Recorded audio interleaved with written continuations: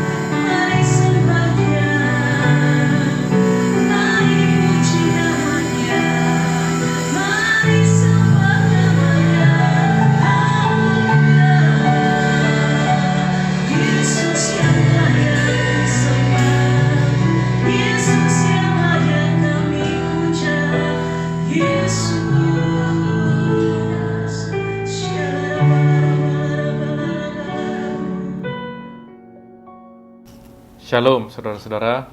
Seringkali kita mendengar perkataan, "Hey, layani Tuhan." Atau bahkan kita berkata, "Saya belum cocok melayani Tuhan. Saya masih melakukan banyak dosa, jadi tidak layak untuk melayani." Atau kita berkata, "Saya sangat sibuk. Keluarga saya membutuhkan saya. Nanti sajalah melayani." Bahkan kita menghitung untung dan rugi. Saya tidak dapat keuntungan sama sekali kalau saya melayani. Tahukah Anda bahwa Tuhan rindu agar kita melayani? Dia telah mati untuk kita, agar kita menerima kehidupan yang kekal, agar kita hidup berkelimpahan. Dia telah memberikan semua itu dengan cuma-cuma. Oleh karena itu, hendaklah kita juga melayani kepada orang lain dengan cuma-cuma. Hutang kita, hutang dosa kita dilunasi oleh Tuhan. Kita sudah dibebaskan dari dosa-dosa kita. Kita telah diselamatkan. Dan dengan melayani adalah bukti bahwa kita mengasihi dan kita bersyukur kepada Dia. Apa itu pelayanan? Pelayanan adalah sesuatu perbuatan yang kita lakukan untuk keuntungan Tuhan dan atau sesama. Dengan sikap yang rendah hati, sikap yang bersyukur, sikap yang menyembah Tuhan. Karena kita percaya ada upah bagi kita yang melayani Tuhan. Mengapa kita melayani? Pertama, kita diciptakan untuk melayani. Mazmur 119 ayat 91 berkata, "Menurut hukum-hukummu, semuanya itu ada sekarang. Sebab segala sesuatu melayani Engkau." Yang kedua, Tuhan ingin kita melayani satu sama lain. Dalam 1 Petrus 4 ayat 10 dikatakan, "Layanilah seorang akan yang lain sesuai dengan karunia yang telah diperoleh tiap-tiap orang sebagai pengurus yang baik dari kasih karunia Allah." Yang ketiga, karena Allah telah terlebih dahulu melayani kita. Matius 20 ayat 28 berkata, "Sama seperti Anak Manusia datang bukan untuk dilayani, melainkan untuk melayani, dan untuk memberikan nyawanya menjadi tebusan bagi banyak orang." Saudara, sama seperti pohon itu tidak berbuah untuk dirinya sendiri. Manusia diciptakan untuk melayani dan berguna bagi kerajaan Tuhan dan orang lain. Saat kita memandang kepada kebaikan Tuhan, tidak mungkin hati kita tidak tergerak untuk mengikuti apa yang sudah Dia lakukan kepada kita. Nah, bagaimana atau apa saja pelayanan yang dapat kita lakukan di era new normal seperti saat ini? Saudara-saudara, kita dapat memulai pelayanan-pelayanan kita yang mengikuti pelayanan-pelayanan yang ada secara online. Seperti misalnya mengikuti KUL online. Saudara-saudara yang sudah terlibat dalam KUL-KUL sebelumnya, saat sebelum adanya lockdown, saudara dapat mengikuti KUL-KUL tersebut secara online. Kalau KUL tersebut sudah tidak aktif, saudara menjadi motor penggerak untuk mengaktifkan KUL online tersebut. Kedua, mengikuti doa dan puasa yang diadakan oleh gereja kita setiap hari Selasa dan hari Sabtu jam 9 pagi. Terlibat di dalamnya. Mengikuti ibadah raya setiap hari Minggu jam 9 pagi. Dan terlibat di dalam ibadah raya tersebut. Kalau gembala kita mengajak kita untuk mengisi ibadah raya tersebut, dengan sukacita dan rendah hati kita mengikuti dan mengisi acara tersebut. Saudara juga dapat melakukan atau menggunakan media sosial untuk melayani. Misalnya, kunjungan online. Saudara dapat mengunjungi rekan-rekan seiman, saudara-saudara seiman melalui WhatsApp video call. Melalui video call tersebut, saudara dapat saling menguatkan, saling menasihati, berdoa bersama-sama, dan saling menguatkan. Ketika ada yang sedang sakit, kunjungi mereka melalui online, melalui WhatsApp call. Kita dapat berdoa bersama-sama. Ingat, Tuhan tetap mendengar doa kita secara online, dan doa tersebut menguatkan saudara kita. Itu sudah terbukti. Berikutnya adalah melakukan mesbah keluarga besar secara online. Saudara-saudara yang punya keluarga yang jauh, kumpulkan mereka secara online, lakukan ibadah setiap minggu, setiap 2 minggu, setiap sekali sebulan. Saudara menggerakkan sebagai motor untuk melakukan mesbah keluarga tersebut. Selanjutnya, saudara-saudara, kita dapat menggunakan media sosial untuk melayani dengan cara membaca Alkitab secara grup. Bentuk grup-grup WhatsApp, grup-grup kecil 5-10 orang untuk sama-sama membaca Alkitab dan saling menguatkan melalui pembacaan Alkitab tersebut. Ketika saudara melakukan sharing renungan atau saat teduh, saudara mendapatkan rema, saudara dapat sharing rema tersebut kepada grup-grup WA tersebut atau kepada saudara-saudara yang lain, sehingga mereka dikuatkan. Kita doakan mereka sehingga mereka semakin bertumbuh di dalam Tuhan. Saudara, semua itu adalah pelayanan-pelayanan kita yang dapat kita lakukan. Ingat bahwa pelayanan-pelayanan besar bermula dari pelayanan-pelayanan kecil. Daud terlebih dahulu menggembalakan 2 atau 3 ekor domba sebelum dia menjadi seorang raja. Yusuf menjadi budak terlebih dahulu sebelum dia menjadi salah satu yang paling besar dalam kerajaan Mesir. Dalam Yohanes 6 ayat 27 berkata, "Bekerjalah bukan untuk makanan yang akan dapat binasa, melainkan untuk makanan yang bertahan sampai kepada hidup yang kekal." Saudara, saya mengajak, mari kita melayani Tuhan dalam kondisi apapun, dalam kondisi lockdown, dalam kondisi new normal. Mari kita sama-sama melayani Tuhan dan terus maju melayani Tuhan. Terima kasih, Tuhan memberkati. Puji Tuhan. Shalom semua, mari kita berdoa syafaat. Bapa, kami mengucap syukur Tuhan untuk kesempatan ini di mana kami boleh beribadah secara online. Kami percaya Tuhan, dimanapun kami berada, kuasa-Mu dan lawatan-Mu tidak terbatas Tuhan. Bahkan Tuhan, kami serahkan seluruh jemaat, bahkan gereja-Mu ke dalam tangan-Mu. Kami percaya Tuhan, Engkau Allah yang menjaga, Engkau Allah yang memelihara setiap aspek kehidupan mereka. Apapun yang mereka alami pada saat ini Tuhan, biarlah Engkau Allah yang campur tangan. Bapa, kami juga bawa Tuhan saat ini ya Tuhan, bangsa-bangsa dalam tangan-Mu. Shalom buat Malaysia, shalom buat Indonesia. Engkau Allah yang mengasihi kedua bangsa ini. Kami percaya Tuhan, pemulihan demi pemulihan terus terjadi ya Bapa. Engkau Allah yang memulihkan ekonomi, Engkau Allah yang memulihkan politik, Engkau Allah yang memulihkan sosial yang ada di bangsa ini. Bahkan Tuhan, Engkau Allah yang memberkati pemimpin yang ada di bangsa ini Tuhan, sehingga mereka memerintah mentadbir negara ini dengan penuh bijaksana ya Bapa. Bahkan Tuhan, kami juga berdoa untuk setiap bangsa-bangsa yang lain ya Tuhan. Bapa, nyatakan belas kasihan-Mu Tuhan, nyatakan kemuliaan-Mu ya Bapa. Bapa, di saat anak-anak-Mu berdoa bagi setiap bangsa Tuhan, biarlah Engkau Allah yang mendengarkan ya Tuhan. Engkau Allah yang memulihkan keadaan setiap bangsa-bangsa yang ada. Bahkan ya Bapa, kami juga berdoa Tuhan untuk COVID-19 pada saat ini ya Tuhan. Kami katakan segera selesai di dalam nama Tuhan Yesus. Bahkan Bapa, berkati Tuhan tim Farlena yang ada ya Tuhan. Biarlah Engkau Allah yang bekerja lewat tangan tim Farlena ya Tuhan, menyembuhkan setiap pesakit COVID-19 ya Tuhan. Berkati Tuhan seluruh tim Farlena yang ada ya Bapa. Engkau yang beri kekuatan, Engkau yang beri kesabaran bagi setiap mereka. Jaga, lindungi mereka Tuhan daripada virus COVID-19 ini ya Bapa. Kami serahkan setiap mereka ke dalam tangan-Mu. Bahkan Bapa, kami juga bawa Tuhan seluruh pemimpin rohani kami ke dalam tangan-Mu.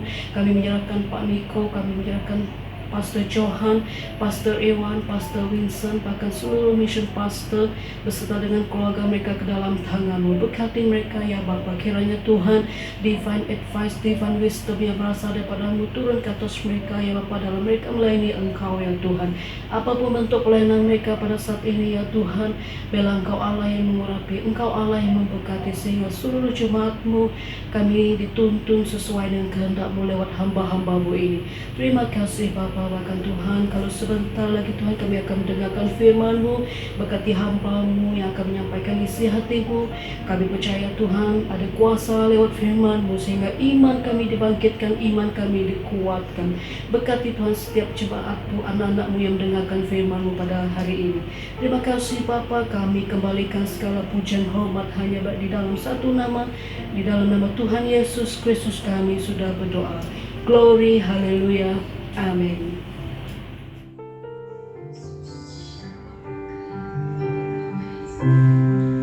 Kami siapkan hati kami Tuhan untuk firman-Mu saat ini Yesus. Urapi kami Tuhan Yesus, pribadi lepas pribadi Tuhan Yesus. Mulai firman-Mu Tuhan, kami dibangun, Tuhan, kami diajar, ditegur dan dinasehati Tuhan Yesus. Terima kasih Tuhan. Roh Kudus yang menuntun kami, memimpin kami. Terima kasih Yesus.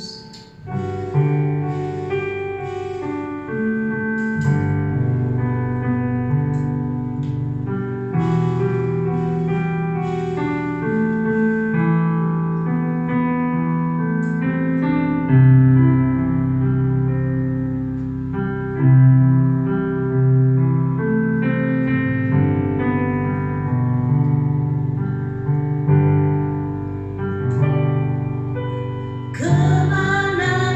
aku dapat pergi, menjauhi rohmu yang suci, kau sahabat.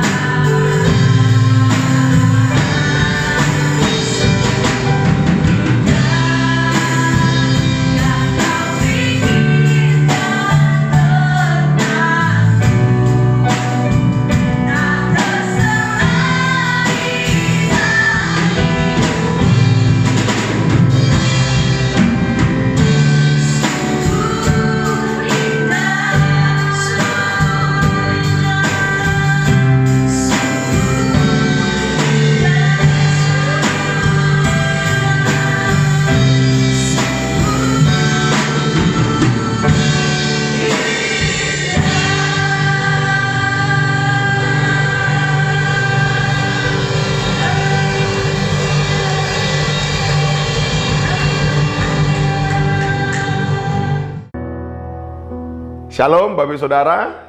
Senang boleh berjumpa dengan Bapak Ibu Saudara pada saat ini di dalam ibadah online kita. Saya mengucapkan terima kasih buat Pastor Winson yang boleh mengizinkan saya boleh memberitakan firman Tuhan pada hari ini. Dan sebelum kita merenungkan firman Tuhan, mari kita berdoa terlebih dahulu Bapak Ibu Saudara. Bapa, kami bersyukur kepada Engkau pada saat ini. Anugerah yang besar kalau sampai hari ini kami boleh ada. Ada banyak hal yang kami lalui dalam hidup ini. Tapi kami melihat tangan-Mu menolong kami. Karya-Mu nyata atas hidup kami. Tuhan, kami naikkan syukur kami. Terima kasih Tuhan buat pertolongan-Mu. Terima kasih buat penyertaan-Mu atas kami. Dan saat ini kami mau mendengarkan firman-Mu. Urapi setiap kami. Bahkan hamba-Mu yang menyampaikan, urapi ya Tuhan. Anak-anak-Mu yang mendengar, Tuhan urapi dan berkati. Dan firman ini akan memerdekakan setiap kami. Kami tahu kami yang datang dengan lemah kami dikuatkan. Kami yang susah kami dihibur. Kami yang jatuh kami diangkat kembali. Ada pengharapan dalam firman-Mu. Kami arahkan hati kami, pengharapan kami kepada Tuhan pada hari ini. Untuk menerima berkat firman-Mu. Dalam nama Yesus kami berdoa. Haleluya. Sama-sama katakan amin. Amin. Puji Tuhan Bapak Ibu Saudara. Saya hendak memperkenalkan dulu, mungkin ada yang belum kenal. Nama saya Pendeta Daniel Ginting. Saya menggembalakan di Bethany Church Malaysia yang ada di Kuching, Sarawak. Dan saya sungguh bersyukur hari ini boleh melayani, memberitakan firman Tuhan di tengah-tengah Bapak Ibu Saudara. Dimanapun Bapak Ibu Saudara berada hari ini, saya ucapkan shalom buat kita semua. Haleluya. Nah, Bapak Ibu Saudara, saya belakangan ini sangat tergelitik dengan satu perkataan Jack Ma. Jack Ma bilang begini, sebuah kalimat yang menggelitik saya. Dia berkata, untuk di masa-masa seperti ini, di masa pandemik COVID-19 ini, jangan lagi berpikir untung rugi. Ya, karena dia melihat mungkin ada banyak bisnis yang sedang kerugi atau ada banyak keadaan yang sedang terpuruk. Tapi Jack Ma bilang gini, di masa seperti ini, jangan lagi kamu berpikir untung rugi. Kalau kamu bisa bertahan hidup di masa-masa seperti ini, itu sudah syukur, dia bilang saudara. Wah, ini luar biasa. Seorang Jack Ma bisa berkata seperti itu. Nah, kita sebagai anak-anak Tuhan harusnya memiliki prinsip yang lebih dari itu. Di dalam Maleakhi 3:18 katakan, Tuhan membuat perbedaan antara orang benar dan orang fasik. Kita tahu dunia ini sedang mengalami resesi, sedang mengalami krisis. Tetapi di tengah-tengah krisis seperti ini, kita anak-anak Tuhan harus berbeda. Harus berbeda dengan orang-orang yang tidak mengenal Tuhan. Maleakhi 3 katakan tadi bahwa membuat perbedaan antara orang benar dan orang fasik. Antara orang yang beribadah kepada Tuhan dengan orang yang tidak beribadah kepada Tuhan. Di mana letak perbedaannya? Perbedaannya adalah menurut orang fasik, keadaan dunia saat ini membuat hidup mereka semakin sulit. Sehingga mereka mulai mementingkan diri mereka sendiri. Mereka tidak mengandalkan Tuhan. Mereka mengandalkan kepintaran mereka. Mereka mengandalkan kekuatan mereka. Mereka mengandalkan manusia. Dan apa yang terjadi? Orang-orang yang seperti itu, maka akhir dari hidupnya akan mengalami kesengsaraan. Tetapi orang-orang yang mengenal Tuhan, di tengah-tengah krisis seperti ini, justru kuasa Tuhan semakin nyata. Penyertaan Tuhan semakin nyata. Imannya semakin nyata. Di mana dia boleh melihat perbedaan antara orang fasik dan orang benar. Siapa orang benar? Orang benar adalah orang-orang yang mengenal Yesus Kristus sebagai Tuhan dan Juru Selamat. Ada perbedaan. Sukacita tetap sukacita. Ada damai sejahtera. Oh, haleluya. Sekalipun keadaan menghambat langkah, tapi janji Tuhan tetap digenapi dalam hidup kita. Wah, saya melihat saudara, saya sebagai seorang misionaris, langkah kaki ini terhambat, tidak bisa lagi traveling sana sini, tidak bisa lagi melangkah untuk pergi ke satu tempat ke tempat yang lain. Tetapi saya memiliki prinsip, Injil harus terus diberitakan, roh terus menyala-nyala, semangat terus semangat menyala-nyala untuk melayani Tuhan. Dan kami melihat bagaimana pekerjaan Tuhan di era pandemik ini. Kami tidak menjadikan era pandemik ini menjadi sebuah krisis yang membuat kami menjadi takut. Takut akan masa depan, takut akan pelayanan, takut akan apa yang terjadi di depan. Tapi kami percaya semua akan mendatangkan kebaikan. Itulah perbedaannya. Saya percaya saudara mendengar adalah orang-orang benar. Saudara adalah orang-orang yang dipilih Tuhan. Justru di tengah-tengah seperti ini, saudara menjadi berkat buat banyak orang. Ini masanya. Kemuliaan Tuhan akan dinyatakan melalui hidup saudara. Kuasa Tuhan akan bekerja melalui keluarga saudara, melalui masa muda saudara, sehingga lewat hidup saudara ada banyak orang dikuatkan. Melalui hidup saudara ada banyak orang diteguhkan. Melalui hidup saudara ada banyak orang akan mengalami perjumpaan dengan Kristus. Katakan amin.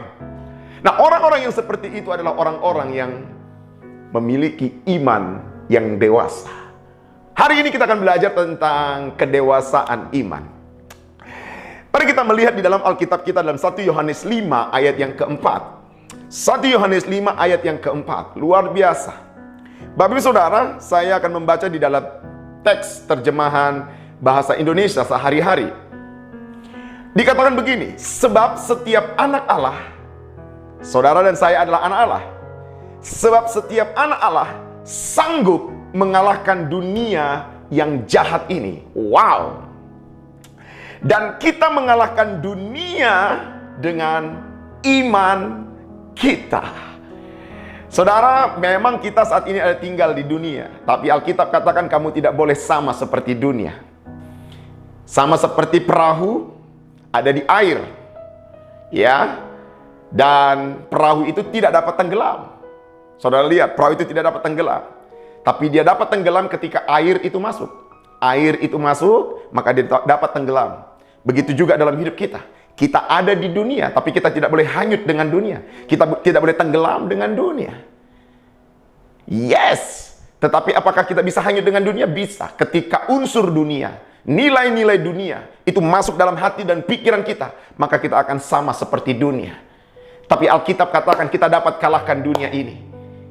Kita dapat kalahkan dunia ini. Hei anak muda, engkau bisa kalahkan dunia ini. Alkitab katakan dengan iman kita. Wow. Bapak Ibu Saudara, mari hari ini kita berpikir secara batiniah. Jangan hanya sekedar hidup kita dipengaruhi dengan apa yang kita lihat. Tapi mari kita berpikir memiliki hati yang batiniah, yang tidak kelihatan. Paulus katakan, aku memperhatikan yang tidak kelihatan. Karena yang tidak kelihatan itu adalah kekal. Tapi cenderung manusia melangkah dengan apa yang dia lihat. Sehingga ada satu teori di dalam teori psikologi, namanya teori negativity bias. Yaitu manusia cenderung dikuasai oleh negatif yang dominan. Contohnya adalah 100 kali orang berbuat baik, lalu orang tersebut berbuat salah 1 kali, yang 100 itu bisa dilupakan. Cenderung orang sangat mengingat hal-hal yang negatif dibanding hal-hal yang positif. Itu kecenderungan manusia. Tetapi kita sebagai anak-anak Tuhan, orang-orang yang dewasa, orang-orang yang di dalam Kristus, biar hidup kita bukan dikuasai oleh negatif yang dominan, tetapi dikuasai oleh kebenaran, firman. Yes, Alkitab katakan semua yang kudus, semua yang suci, semua yang mulia, pikirkan itu. Artinya hidup kita dikuasai oleh kebenaran. Dan itulah yang kita katakan kita dapat kalahkan dunia ini. Tetapi kalau kita dikuasai oleh negatif, ya orang tidak senyum sedikit, kenapa dia tidak senyum ya? Orang tidak WhatsApp sedikit, kenapa dia tidak WhatsApp saya? Cenderung hal yang negatif, asumsi-asumsi yang negatif. Kalau kita dikuasai oleh hal-hal yang negatif, maka sulit kita untuk kalahkan dunia ini. Pelayanan saudara tidak dapat kalahkan dunia. Jabatan saudara dalam pelayanan tidak dapat kalahkan dunia. Hanya iman saudara yang bisa kalahkan dunia. Tapi iman yang bagaimana? Iman yang dewasa. Iman yang dewasa. Iman yang dewasa. Nah, Bapak Ibu Saudara, ciri iman yang dewasa itu seperti apa? Ya, kita akan melihat ciri iman yang dewasa. Kita akan melihat orang-orang yang imannya dewasa. Yang pertama adalah bahwa orang itu percaya Tuhan tidak pernah salah. Orang itu percaya bahwa Tuhan tidak pernah salah. Yes, karena orang-orang yang memiliki iman dewasa, dia punya pengalaman dengan Tuhan. Dia punya pengalaman dalam proses-proses dalam perjalanan hidupnya. Dan dia akan berkata, apapun yang terjadi hari ini, dia akan berkata, Tuhan tidak pernah salah. Tapi bagi orang-orang yang tidak memiliki iman yang dewasa, orang-orang fasik, orang-orang dunia, ketika dia menghadapi masalah, dia cenderung menyalahkan keadaan. Kenapa ini terjadi? Coba kalau saya tidak di tempat ini. Coba kalau saya tadi tidak di Kuala Lumpur, mungkin saya tidak begini. Coba kalau saya tadi tidak ada di Johor. Coba saya tadi kalau tidak ada di sini, mungkin saya tidak begini. Mulai menyalahkan keadaan. Orang-orang fasik, orang-orang dunia mulai menyalahkan orang lain. Kalau dulu dia tidak bawa saya ke sini, mungkin saya tidak seperti ini. Kalau dulu dia tidak tawarkan saya yang satu ini, mungkin saya tidak terjebak. Mulai menyalahkan orang lain. Kalau dulu saya tidak mau pacaran sama dia, mungkin masa depan saya tidak. Mulai menyalahkan orang lain. Bahkan mulai menyalahkan diri sendiri. Kenapalah aku lahir seperti ini? Mengapalah aku hidup seperti ini? Oh, nasib hidupku ini, aduh. Orang Karo bilang, Andiko. Wah, saudara, mulai menyalahkan diri sendiri. Kenapa bisa kayak gini? Kenapa bisa kayak gini? Kalau orang Karo bilang, erkune-kune. Kayak mana lah ini? Kayak mana? Coba kayak gini. Mulai menyalahkan diri sendiri. Bahkan ada yang menyalahkan Tuhan. Dalam keadaan krisis, dalam keadaan sesuatu yang tidak dia mau, dia mulai menyalahkan Tuhan. Tuhan tidak adil. Tuhan tidak adil. Dia mulai membandingkan dirinya dengan orang lain. Stop, hari ini kita mau belajar baik-baik. Apapun yang terjadi atas hidup saudara, maukah hari ini kita melihat bahwa Tuhan tidak pernah salah. Tuhan tidak pernah salah. Wow.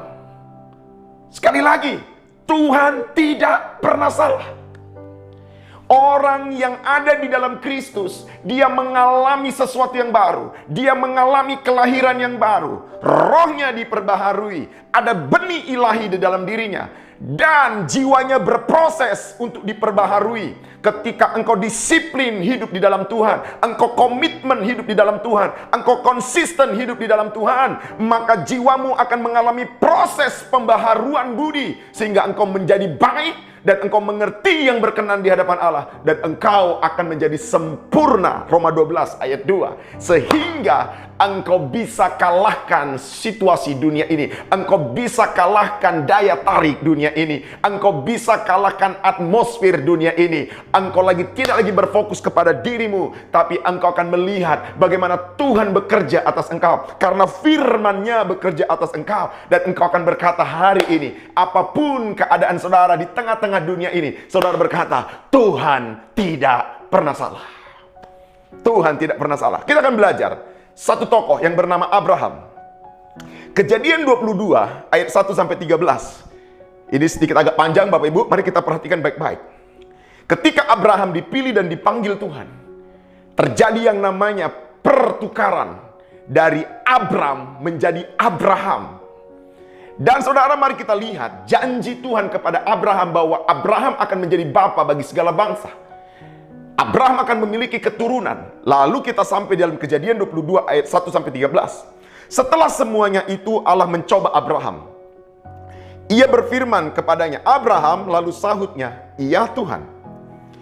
Firman-Nya, ambillah anakmu yang tunggal itu, yang engkau kasihi, yakni Ishak. Pergilah ke tanah Moria dan persembahkanlah dia di sana sebagai korban bakaran pada salah satu gunung yang akan kukatakan kepadamu. Keesokan harinya pagi-pagi bangunlah Abraham. Ia memasang pelana keledainya dan memanggil 2 orang bujangnya beserta Ishak, anaknya. Ia membelah juga kayu untuk korban bakaran itu. Lalu berangkatlah ia dan pergi ke tempat yang dikatakan Allah kepadanya. Ketika pada hari ketiga Abraham melayangkan pandangannya, kelihatan kepadanya tempat itu dari jauh. Saudara perhatikan, pada hari ketiga. Berarti ini jauh, saudara. Kata Abraham kepada kedua bujangnya itu, tinggallah kamu di sini dan keledai ini Aku beserta anak ini akan pergi ke sana. Kami akan sembahyang, sesudah itu kami kembali kepadamu. Lalu Abraham mengambil kayu untuk korban bakaran itu dan memikulnya ke atas bahu Ishak. Sedang di tangannya dibawa api dan pisau. Demikianlah keduanya berjalan bersama-sama. Perhatikan ayat 7 dan ayat 8. Saudara perhatikan ayat 7 dan 8. Di sini hal yang menarik sekali. Lalu berkatalah Ishak kepada Abraham, ayahnya. Ishak bilang begini, "Bapak, ya anakku." Bertanyalah Ishak, "Di sini sudah ada api dan kayu. Tetapi di manakah anak domba untuk korban bakaran itu? Di manakah anak domba untuk korban bakaran itu?" Sahut Abraham, ayat 8, "Allah yang akan menyediakan anak domba untuk korban bakaran baginya, anakku." Demikianlah keduanya berjalan bersama-sama. Sampailah mereka ke tempat yang dikatakan Allah kepadanya. Lalu Abraham mendirikan mezbah di situ. Disusunnyalah kayu, diikatnya Ishak anaknya itu, dan diletakkan di mezbah itu di atas kayu api. Saudara perhatikan ayat ke-8. Jawaban Abraham ketika Ishak menanya kepada Abraham, "Di manakah anak domba yang akan dipersembahkan itu?" Saudara kalau melihat, Allah menyuruh Abraham untuk mempersembahkan Ishak. Ishak tidak tahu kalau dia mau dipersembahkan. Ishak tidak tahu kalau dia mau dipersembahkan. Tapi Abraham tahu kalau Ishak yang akan dipersembahkan, anak yang dikasihinya. Tetapi iman Abraham, inilah yang disebut dengan bapak orang beriman. Iman Abraham, dia belum melihat, tapi dia percaya bahwa Tuhan tidak pernah salah. Abraham berkata kepada Ishak, Allah, di ayat ke-8, Allah yang akan menyediakan anak domba untuk korban bakarannya anakku. Abraham tidak bilang begini, "Ya kamu yang akan dikorbankan." Abraham tidak bilang begitu. Bahkan Abraham tidak menangis. Tidak ada Alkitab katakan Abraham menangis. Tidak ada Alkitab katakan Abraham bersedih. Abraham dengan yakin, itu imannya sekalipun dia belum melihat, Allah yang menyediakan anak domba itu. Saudara perhatikan baik-baik. Di ayat ke-9, Abraham tidak mencari anak domba, tapi yang benar-benar dipersembahkan adalah Ishak. Disusunnya kayu, diletakkannya Ishak, dan diletakkan di mezbah itu. Bahkan di ayat 10, Abraham mengulurkan tangannya lalu mengambil pisau untuk menyembelih anaknya Ishak. Tetapi berserulah malaikat Tuhan dari langit kepadanya, "Abraham, Abraham," sahutnya, "Ya Tuhan." Lalu berfirman, "Jangan bunuh Ishak. Dan jangan kau apa-apakan dia. Sebab telah ku ketahui sekarang bahwa engkau takut akan Allah. Dan engkau tidak segan-segan untuk menyerahkan anakmu yang tunggal kepadaku." Ayat 13. Lalu Abraham menoleh dan melihat seekor domba jantan di belakangnya, yang tanduknya tersangkut dalam belukar. Abraham mengambil domba itu, lalu mengorbankannya sebagai korban bakaran pengganti anaknya. Di ayat ke-8 dikatakan bahwa Abraham berkata kepada Ishak, Allah akan menyediakan anak domba. Apakah Abraham di ayat ke-8 sudah melihat anak domba? Dia belum melihat anak domba itu. Tapi dia percaya bahwa Allah tidak pernah salah. Dia percaya segala sesuatu yang terjadi, Allah tidak pernah salah. Maukah hari ini kita berkata hari ini, "Tuhan, Engkau tidak pernah salah atas hidupku. Aku percaya Engkau pasti menyediakan yang terbaik buat aku." Tapi saudara sebagai anak Tuhan, tetap lakukan apa yang menjadi perintah Tuhan. Tetap lakukan apa yang menjadi kehendak Tuhan. Karena yang Tuhan mau perhatikan dalam hidupmu adalah imanmu. Berjalan bukan dengan apa yang kamu lihat.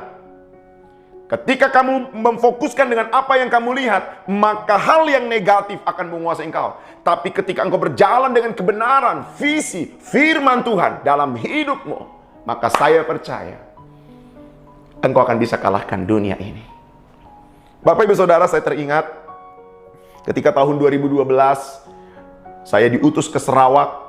Ada banyak pikiran-pikiran yang negatif di dalam hati saya. Tetapi kala itu ada seorang hamba Tuhan menubuatkan saya. Pagi-pagi datang, ketika itu saya ada di Medan. Dia datang ke rumah pagi-pagi, dia bilang, Pastor Daniel, saya mau datang ke rumah besok pagi, boleh? Boleh. Akhirnya kita doa sama-sama di rumah pagi-pagi. Lalu dia bilang begini, ini 2011.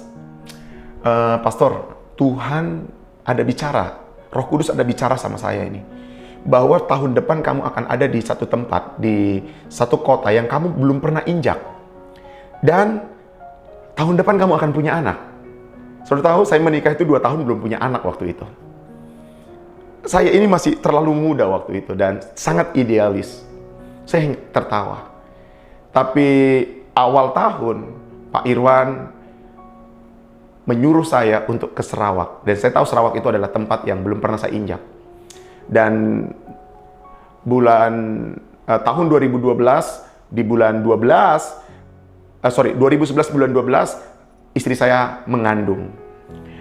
Saya melihat bahwa apa yang disampaikan oleh hamba Tuhan ini adalah itu dari Tuhan. Lalu, ketika kami mau melangkah ke Sarawak, itu bukan hal yang mudah buat kami. Tetapi kami mulai melangkah. Saudara tahu, melayani di negara orang itu sangat berbeda. Kita harus banyak proses, banyak birokrasi, dan itu membuat kami tidak terbiasa waktu itu. Tapi kami lihat janji Tuhan. Kami ikuti apa menjadi tuntunan Tuhan. Dan kami terus melihat bagaimana karya Tuhan di tengah-tengah pelayanan kami. Dan Tuhan boleh memakai kami untuk menjadi berkat buat orang-orang di Sarawak. Bapak Ibu Saudara, saya menyadari bahwa segala sesuatu yang terjadi atas hidup kita, Tuhan tidak pernah salah. Yang penting kita jadi orang benar. Yang penting kita jadi orang benar. Kita itu diberkati bukan di mana kita berada. Kita itu diberkati bukan apa jenis pekerjaan kita. Kita itu diberkati karena kita ini orang benar. Ketika kita menjadi orang benar, ada Tuhan yang bersama dengan kita. Ada Tuhan yang menyertai kita. Bukankah Alkitab katakan, biarlah anak-anak dan cucu-cucumu dikenal oleh bangsa-bangsa karena mereka diberkati oleh Tuhan. Maukah hari ini, saudara, kita menjadi orang benar dan orang mengenal saudara, bukan apa jenis pekerjaan saudara, bukan apa jenis bisnis saudara, bukan apa merek mobil saudara. Orang mengenal saudara karena saudara orang benar, karena Tuhan memberkati saudara. Ada Tuhan yang bersama dengan saudara. Inilah yang menjadi tujuan Allah dalam hidup kita. Yang pertama, ciri orang yang dewasa imannya, dia tidak menyalahkan Tuhan. Dan dia berkata bahwa Tuhan tidak pernah salah. Katakan amin. Tuhan tidak pernah salah. Tuhan tidak pernah salah. Wow. Yes. Jangan salahkan Tuhan. Dia tahu yang terbaik atas hidupmu. Maka engkau berdoa hari ini berkata, Tuhan, ubah hatiku menjadi baru. Pulihkan aku. Saya percaya ada hati yang baru Tuhan akan berikan dalam hidupmu. Mari hari ini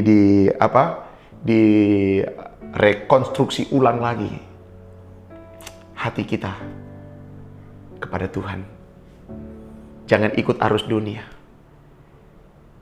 Yang dapat mengalahkan dunia adalah iman saudara. Baik Bapak Ibu Saudara, yang kedua adalah ciri iman yang dewasa adalah berguna bagi orang lain. Berguna bagi orang lain. Kita tahu bahwa kita dipilih dan dipanggil Tuhan itu untuk menghasilkan buah. Untuk menghasilkan buah. Dalam Yohanes 15 ayat 16, bukan kamu yang memilih aku yang memilih kamu untuk kamu pergi menghasilkan buah. Artinya apa? Hidup kita dinikmati orang lain, dirasakan orang lain. Iman tanpa perbuatan pada hakikatnya adalah mati. Jadi iman itu harus diaplikasikan. Iman itu ada manifestasinya. Iman itu ada manifestasinya. Yang pasti, karena iman yang bersumber dari firman Tuhan, iman yang datangnya dari firman Tuhan, firman kebenaran, firman yang memerdekakan, maka manifestasinya adalah kebenaran yang memerdekakan. Roh Tuhan ada padaku. Dia yang mengurapi aku.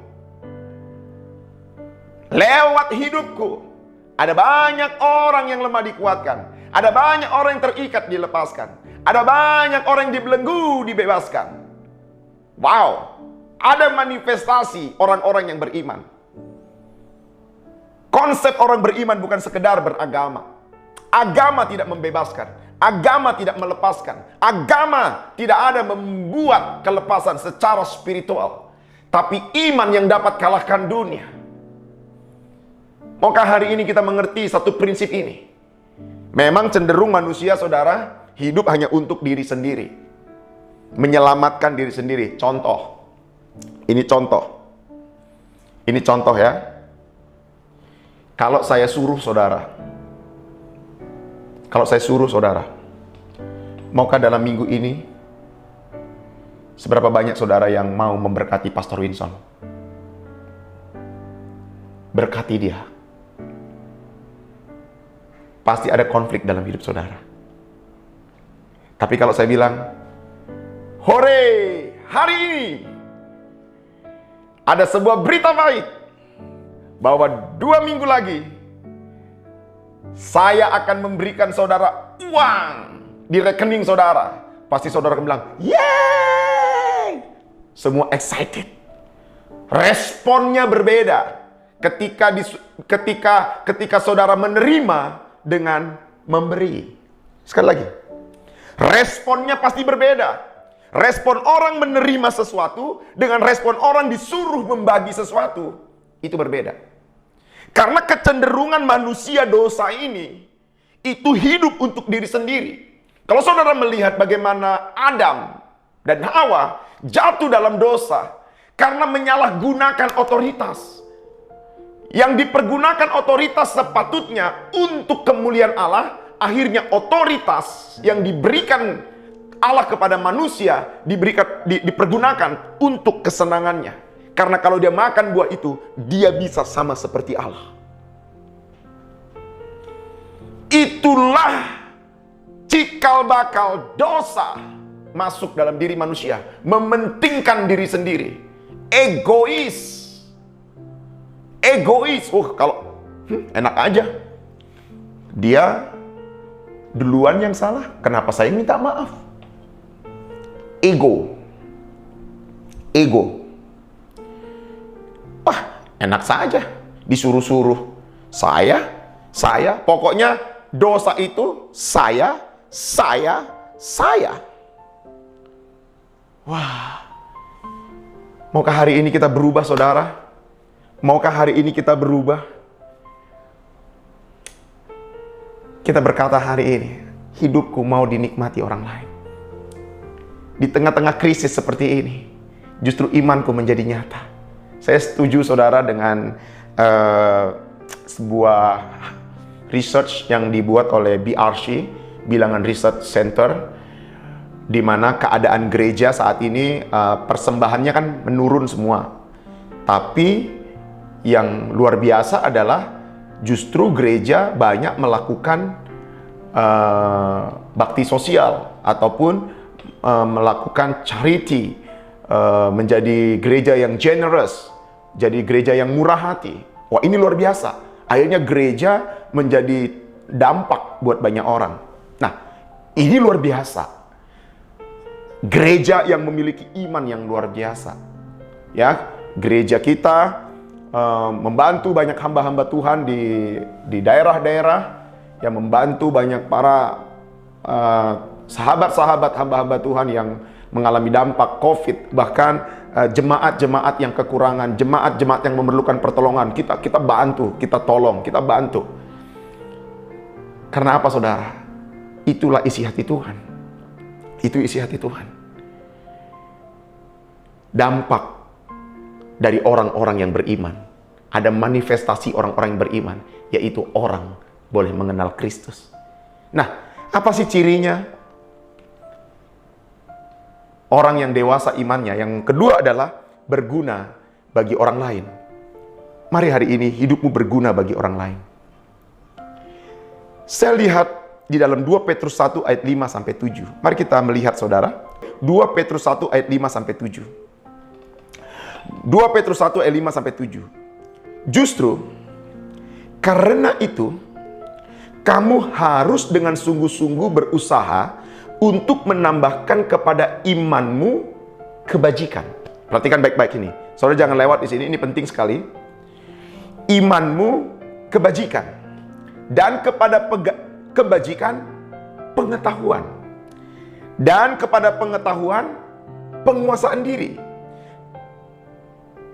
kepada penguasaan diri ketekunan, dan kepada ketekunan kesalehan, dan kepada kesalehan kasih akan saudara-saudara, dan kepada kasih akan saudara-saudara kasih akan semua orang. Saudara mari perhatikan baik-baik ayat ini. Ini menarik sekali. Ini seperti konstruksi bangunan. Konstruksi bangunan. Iman sesuatu yang tidak kelihatan, betul? Iman sesuatu yang tidak kelihatan, betul?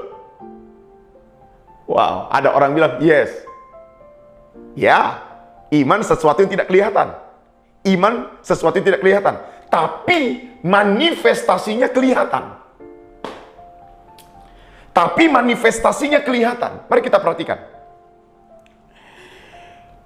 Iman seperti konstruksi bangunan yang paling mendasar, yang paling di bawah, yang menjadi penopang adalah iman. Iman. Iman itu datangnya dari mana? Firman Tuhan. Merenungkan firman. Iman. Merenungkan firman Tuhan. Terus, disiplin, konsisten, komitmen. Iman. Oke, saudara perhatikan. Lalu, dari iman, ditaruh di atasnya lagi. Yang namanya kebajikan. Kebajikan. Menjadi orang yang bajik. Ya, berhikmat. Habis itu, kepada pengetahuan. Wah, ini luar biasa. Setelah dia beriman, ada hikmat. Karena hikmat datangnya dari kebenaran firman Tuhan. Lalu ada pengetahuan. Saudara menjadi orang yang cerdas. Cerdas. Karena apa? Karena emosi saudara mulai terkontrol. Emosi saudara mulai terkontrol. Saudara sudah memiliki manajemen emosi yang sehat, baik. Dan spiritual saudara sudah mulai baik. Ya, di tingkat pengetahuan. Setelah itunya sudah baik, baru terjadi penguasaan diri. Ada penguasaan diri. Perhatikan baik-baik saudara. Karena saudara sudah manajemen emosinya baik, sehat, kontrol emosinya, egonya sudah sehat saudara. Karena firman Tuhan, iman, hikmat, dan pengetahuan, lalu saudara bisa menguasai diri. Wow, saudara bisa menguasai diri. Saudara menjadi orang yang tenang. Bagaimana caranya? Saudara sudah terbiasa di hadirat Tuhan. Orang yang terbiasa di hadirat Tuhan, dia akan dapat tenang hatinya. Tidak ada teori apapun yang membuat orang bisa tenang. Tidak ada. Tidak ada. Hanya hadirat Tuhan. Hanya bersama dengan Roh Kudus yang membuat dia tenang. Ini perlu kedisiplinan. Itu bukan tiba-tiba ada. Itu dimulai dari iman, kebajikan, dan pengetahuan, lalu penguasaan diri. Dari penguasaan diri, baru ketekunan. Mulai ada tekun. Saudara mulai lihat. Dari ketekunan, mulai kesalehan. Hidup baik. Ya, excellent. Hidupnya mengalami excellent life. Saudara perhatikan. Setelah itu, mulailah keluar kasih akan saudara-saudara. Manifestasinya sudah mulai kelihatan. Mulai keluar kasih akan kepada saudara-saudara. Dan kasih akan semua orang. Jadi saudara, manifestasi dari iman kita adalah kasih kepada sesama dan kasih kepada semua orang. Artinya apa? Menjadi orang yang rendah hati. Menjadi orang yang rendah hati. Hanya orang-orang yang rendah hati yang bisa melayani orang lain. Hanya orang-orang yang rendah hati yang hidupnya bisa dinikmati orang lain. Hanya orang-orang yang rendah hatilah yang hidupnya berguna buat orang lain. Karena di luar itu semua ada kepentingan. Enak saja saya sudah melayani, saya nggak dihormati. Memangnya cuma di sini pelayanan. Enak saja saya sudah kasih perpuluhan, tapi saya tidak dihargai. Memang. Maukah hari ini saudara sadari, hari ini semuanya itu datangnya dari Tuhan. Kamu punya talenta datangnya dari Tuhan. Segala sesuatu yang kamu punya, potensi itu datangnya dari Tuhan. Harta yang kamu punya, sumbernya karena Tuhan. Ciri iman yang dewasa adalah hidupnya bermanfaat buat orang lain. Artinya apa? Iman itu ada manifestasinya. Manifestasi dari iman adalah kasih akan sesama. Manifestasi dari iman adalah hidupnya dinikmati orang lain. Kalau kita lihat ini saudara, ketika kita berubah di dalam Roma 12 ayat 2 saya katakan tadi, ketika kita berubah, maka terjadi yang namanya proses. Proses. Akhirnya yang pertama yang kita lakukan adalah yang baik. Habis itu yang kita lakukan adalah yang berkenan di hadapan Allah. Lalu yang selanjutnya sempurna. Maukah hari ini, saudara di ibadah hari ini, di ibadah online ini, saudara merenungkan sesuatu yang baik dari Roh Kudus? Bukan hanya sekedar iman beragama, tapi benar-benar iman kita menjadi iman yang nyata. Iman kita menjadi iman yang nyata. Kita tidak menjadi orang yang egois. Allah tidak ajar kita untuk menjadi orang yang egois. Allah tidak ajar kita tidak menjadi orang yang mementingkan diri sendiri. Saudara ingat bagaimana Abraham ketika dipilih Tuhan. Jawabannya sederhana. Engkau akan menjadi bapa bagi segala bangsa. Dan engkau akan menjadi berkat bagi bangsa-bangsa. Saudara ingat apa yang menjadi tujuan Allah bagi Musa? Bahwa orang Israel akan menjadi berkat buat banyak orang. Apa yang menjadi tujuan Allah buat Yusuf? Yusuf menjadi berkat buat saudara-saudaranya. Apa yang menjadi tujuan Allah buat Paulus? Menjadi berkat buat banyak orang. Bagi gereja-gereja. Melahirkan gereja-gereja kalau dia berkata, kalau aku pilih, aku lebih baik kembali kepada Tuhan. Tapi lebih berguna lagi aku bersama-sama dengan engkau untuk aku menghasilkan buah. Wow. Saudara ingat apa panggilan Tuhan bagi gereja mula-mula, bagi rasul-rasul? Mereka menjadi berkat. Itu adalah manifestasi orang yang dipenuhi Roh Kudus. Itu adalah manifestasi iman. Iman bukan sekedar beragama. Jadi banyak orang berkata begini, kalau menikah cari orang yang beriman. Oh kalau dia Kristen, dia seiman. Belum tentu. Nah kalau dari pembelajaran ini, saudara mulai melihat standar iman itu apa. Jadi standar iman itu bukan ketika teng-teng Alkitab, bukan. Standar iman itu bukan ketika dia pakai kalung salib, ya bukan. Iya. Oh standar iman itu, dia anak pendeta, enggak jaminan. Standar iman adalah dia tidak pernah salahkan Tuhan. Dia tidak pernah salahkan orang lain. Dia dewasa. Standar iman adalah hidupnya jadi berkat. Hidupnya disiplin, bisa menguasai diri, bisa tekun, hidupnya saleh, dan punya kasih akan sesama. Itu standar iman. Makanya kalau saudara nanti ini anak-anak muda, kalau mau menikah, jangan lihat orang pakai Alkitab tiba-tiba, aduh itu orang beriman, enak aja. Belum tentu. Tapi dari sini saudara bisa belajar hari ini. Ketika iman saudara dewasa, dan nanti pasangan hidup saudara menjadi dewasa, maka rumah tangga saudara akan dipakai Tuhan menjadi partner Allah untuk melayani banyak orang. Hidup saudara akan menjadi dampak. Keluarga saudara akan menjadi dampak. Bapak Ibu Saudara, kiranya firman ini boleh menjadi berkat Bapak Ibu Saudara. Kiranya firman ini boleh meneguhkan saudara.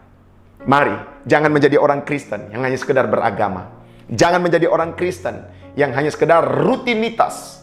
Tapi mulailah saudara menjadi orang Kristen yang memiliki iman yang dewasa. Alkitab tadi katakan bahwa imanlah yang dapat mengalahkan dunia ini.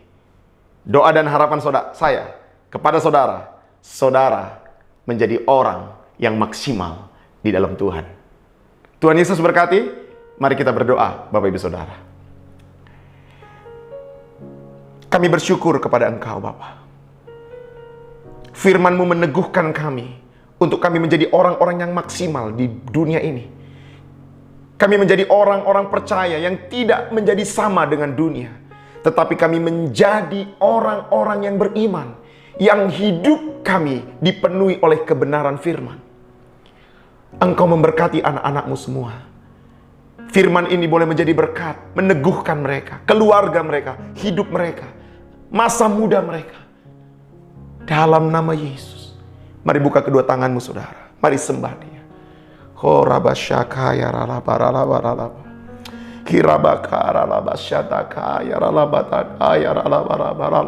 Minta pengurapan yang baru hari ini. Kasih yang baru, hati yang baru. Aku berdoa, ada manifestasi iman dari dalam hidupmu. Ada kasih Allah yang mengalir dari engkau. Itu yang bisa kalahkan dunia.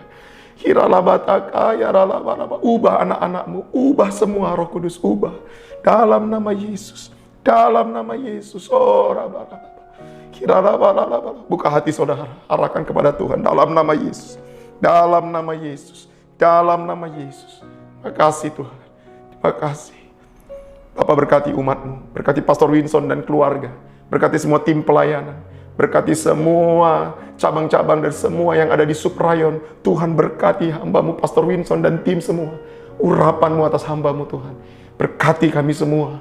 Biarlah di masa-masa seperti ini, gereja-Mu menjadi berkat, gereja-Mu bangkit, umat-Mu menyatakan iman, dan kemuliaan Allah dinyatakan. Terima kasih Bapa. Terima kasih. Jemaat Tuhan, mari arahkan hatimu, angkat kedua tanganmu. Terimalah berkat yang datangnya dari Bapa di surga, cinta kasih dari Tuhan kita Yesus Kristus, dan persekutuan yang manis dari Roh Kudus menyertai hidupmu mulai saat ini sampai selamanya, sampai Tuhan Yesus datang menjemput engkau di awan yang permai. Kita yang percaya sudah diberkati Tuhan Yesus, bersama dengan iman kita katakan amin. Tuhan Yesus berkati. Shalom, shalom, sampai berjumpa kembali. Shalom.